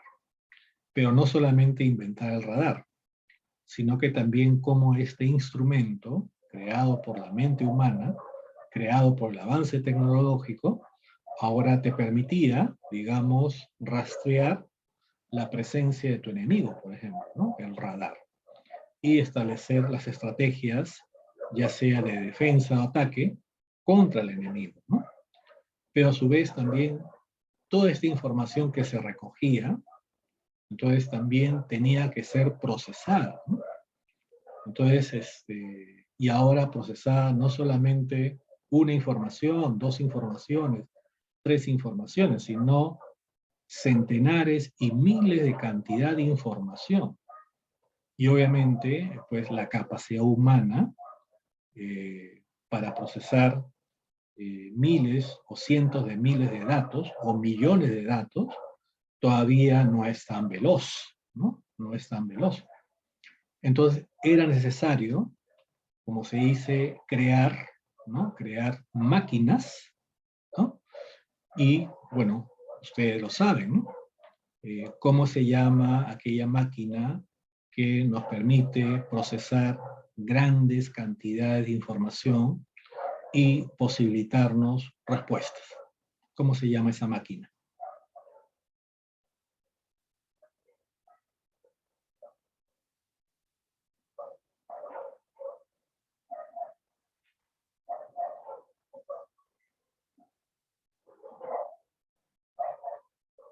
Claro, los ordenadores, las computadoras, ¿no? Entonces aquí hay un aspecto, fíjense, ¿no? No solamente la guerra, no solamente la guerra. Estamos en un momento también de cambios sociales productivos muy fuertes, y bueno, como yo les contaba, ¿no? Es decir, ya los países potencia no solamente producen para ellos producen para el planeta. Y por lo tanto, cómo procesar, digamos, todas esas demandas de bienes y servicios que existen en el planeta. Entonces, para procesar esa información, para procesar esa data, ¿no? De intercambio comercial, ya mucho más fluido, mucho más intenso que se está produciendo a escala mundial, ya no es suficiente la mente humana, ¿no? Ya no es suficiente una calculadora de mano, ¿no? Ahora es necesario crear máquinas pensantes, ¿no? Máquinas pensantes, lo que se conoce actualmente como computadoras, ¿no? Entonces, la psicología cognitiva no es solamente la aparición aislada de una psicología que trata de comprender la mente, no. La psicología cognitiva está dentro del campo de la revolución cognitiva que se está produciendo en el mundo, ¿no? El mundo está demandando máquinas que permitan procesar información de forma más veloz y certera, ¿no? De forma más veloz y certera. Entonces, ese elemento, que actualmente inclusive hablamos ya de inteligencia artificial, ¿no? Esa capacidad ya de crear programas, ¿no? Que repliquen y tengan la capacidad no solamente de dar respuestas, sino inclusive de aprender de la propia interacción con los seres humanos, ¿no? La inteligencia artificial. Entonces, en ese proceso surge esta psicología cognitiva, ¿no? Y obviamente pretende ser una ciencia objetiva de la mente, es decir, trata de ser una ciencia objetiva porque apela a la experimentación, ¿no? No le decía yo, es decir, allá tú nos dices, Watson, Skinner nos dice que nosotros somos subjetivos, no. Vamos a usar el método experimental para el estudio de la mente, ¿no? Entonces, un poco los conductistas se quedan pues anodadados, ¿no? ¿Cómo es posible eso, no? Y en verdad empezaron a usar experimentos en laboratorio para estudiar ya procesos cognitivos ya mucho más avanzados, ¿no? Y por eso saca sus conclusiones de datos observacionales, como el tiempo de reacción o el número de acierto de un sujeto, se ocupa de la mente, entendiendo que para explicar la conducta hay que remitirse a estados y procesos mentales, no observables directamente. Y considera que la mente es un sistema de conocimiento, ¿no? Que maneja y transforma la información contenida en símbolos o representaciones mentales. Claro, ahí sí, por un lado es claro lo que nos dicen que es la mente, pero también es claro que solamente lo delimitan como un sistema de conocimiento. Entonces, ¿dónde queda el sistema de afectos del ser humano? ¿Dónde queda el sistema conativo-volitivo del ser humano, ¿no? ¿Dónde queda eso, no? ¿Quién lo estudia, no? Eso es un elemento que también, digamos, se tiene presente, ¿no? Y obviamente, para el surgimiento de esta psicología cognitiva, hay pues trabajos de otras áreas, de otras disciplinas, que van aportando, ¿no? Una de ellas, por ejemplo, ya el hecho del aporte que va haciendo la lógica matemática en la comprensión del pensamiento. Recuerden que la lógica es una ciencia, es una disciplina científica que estudia las bases o los fundamentos del razonar, ¿no?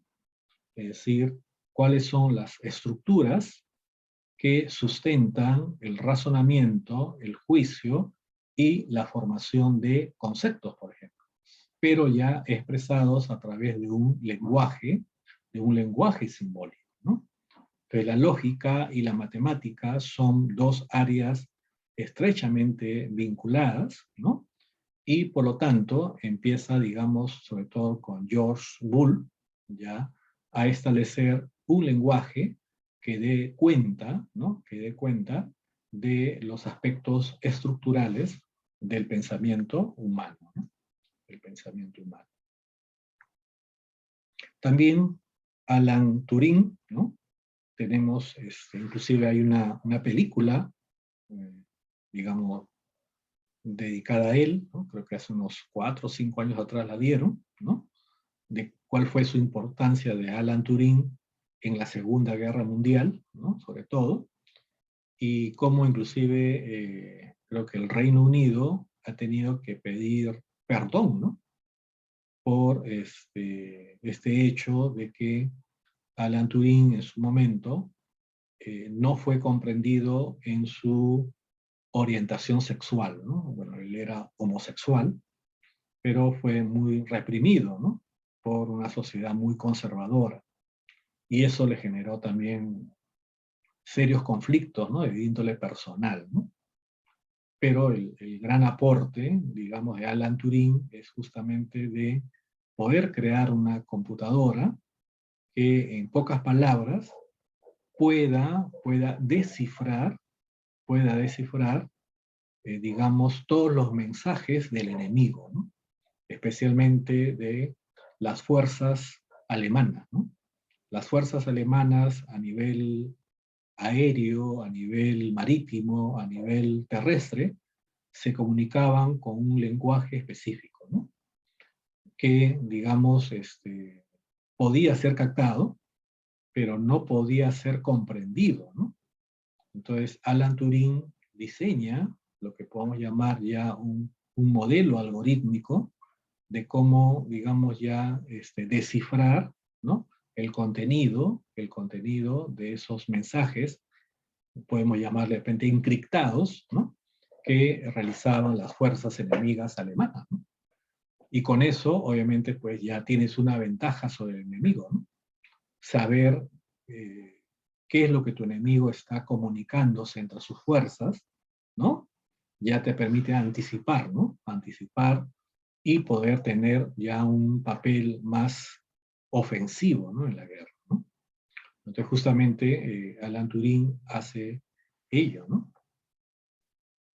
Y también tenemos a Shannon, ¿no? Shannon, que también empieza a establecer ya elementos, ¿no? Con lo que se llama la máquina de Turing, ¿no? ¿No? En la cual ya se podría realizar operaciones lógicas mediante un circuito eléctrico, ¿no? Representando esos valores mediante interruptores, ¿no?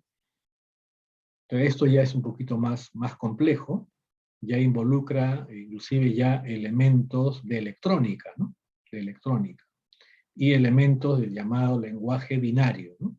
Claro, actualmente el lenguaje binario es o bien 0, como se dice, o bien 0, o bien 1, ¿no? El lenguaje computacional, ¿no? Ceros y 1, ¿no? Claro, antes era lo que se llama, digamos, verdadero falso, ¿no? Verdadero falso, usando el lenguaje lógico, matemático, ¿no? Ahora, bueno, eso ya ha variado, ha cambiado, ¿no? Entonces, esos elementos, bueno, estamos planteando, Shannon, Turing, están dentro de lo que es ya la ciencia de la informática, la ciencia computacional, ¿no? Están dentro de ese nivel porque ya la sociedad está demandando estas máquinas que le permitan una mayor operatividad en diversas áreas de la vida social, ¿no? En el comercio, en la economía, en la ciencia, en la guerra, en la medicina, en la organización social, ¿no? Entonces, entre los años 40 y comienzo de los 50, aparecerían los primeros ordenadores, ¿no? Y el ordenador funciona también mediante un código binario, ¿no? Es una máquina que maneja símbolos mediante reglas específicas, o también llamada algorítmico, ¿no? Y puesto que esta es la definición que hemos dado del pensamiento, podríamos decir que los ordenadores realizan tareas inteligentes, ¿no? Y en los años 40 y 50, no solo prosperaron las realizaciones artificiales de la máquina de Turing, también cundió la idea de que el funcionamiento del cerebro podía ser comprendido de esta perspectiva, ¿no? Y por lo tanto, se hizo una analogía entre la máquina ideal de Turing, los ordenadores digitales y el cerebro. Esto sería el germen de la famosa metáfora del ordenador, ¿no? Esto es muy interesante porque es uno de los elementos con la cual la psicología cognitiva prácticamente quiere dar a entender lo siguiente, ¿no? Digamos, nuestro cerebro, ¿no? Es así como un ordenador también, ¿no? Es decir, nuestro cerebro, dice, recibe una inmensa cantidad de estímulos. Y estos estímulos van a ser procesados, ¿no? Procesados por nuestros diversos sistemas cognitivos. Por ejemplo, cómo lo procesa la percepción, que es un sistema cognitivo, cómo lo procesa la memoria, que es otro sistema cognitivo, cómo lo procesa de repente la resolución de problemas, que está vinculado al pensamiento, es otro sistema cognitivo, ¿cierto? ¿Cómo lo procesa, por ejemplo, la inteligencia, o cómo lo procesa de repente la creatividad, ¿no? La creatividad, ¿cómo lo procesa?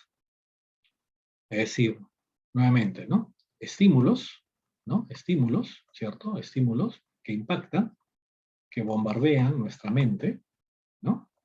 Al interior hay sistemas, hay procesos, y luego nosotros emitimos respuestas, ¿no? Emitimos respuestas. Esta es la metáfora también de la computadora, ¿no? También nosotros a una computadora le vamos dando información, ¿no? Le vamos dando información, la máquina con su software, ¿no? Con su software va procesando la información y va dando una respuesta, ¿no? Va dando una respuesta. Entonces, así como, digamos, funciona la máquina o funciona la computadora, algo análogo funciona en la mente, ¿no? En la mente. Y ahí tenemos, ¿no? Justamente, esto es lo que planteó Von Neumann, ¿no? Ya ejecutando, así tenemos aquí el monitor, el CPU y el teclado, ¿no? Se habla, por ejemplo, de input, que son la entrada, estímulos de entrada. Se habla de la integración, que se haría ya a nivel interno, a nivel ya cerebral, integración, procesamiento, y el output, que es la respuesta, que ya es lo observable, ¿no? Entonces, este modelo de cómo funciona la mente se dice que también es análogo a cómo funciona la computadora, ¿no? Por eso se habla de la famosa metáfora del ordenador, ¿no? Metáfora del